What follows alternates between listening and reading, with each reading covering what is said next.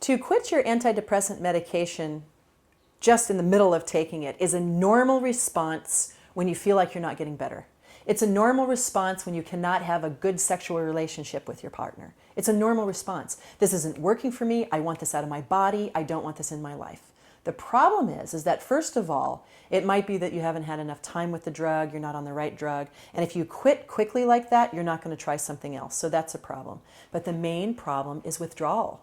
Withdrawal from a drug. You wouldn't dream of going on a really, really intense drug that completely changes your body and stopping it overnight without talking to your doctor if it were for a physical problem.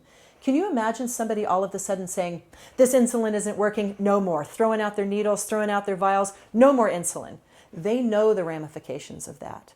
But people who are on antidepressants for some reason don't realize that it's affecting your brain chemistry, the chemicals in your body. And so when you quit those medications too quickly, you can have physical symptoms that you would not believe. You can have muscle stiffness. You can have an inability to sleep. You can have trouble breathing. You can have a lot of the symptoms that are usually side effects of the medication come back even stronger. You can have suicidal thoughts. You can be so physically uncomfortable that you have to go to the hospital. Your depression can come back.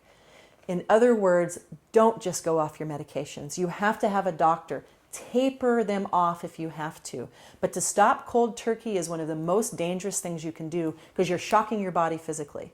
And just think of that person with diabetes with insulin. You would never suggest that they do that. Just as with the medication, slowly get it out of your body through help with a doctor because we don't know how slow something's going to take. And to be honest, I have stopped medications on my own and I paid for it. And often I've had to go back and reintroduce some even when I was like, I don't want to be on this medication and gone, slower down. I learned my lesson. I will never do that again.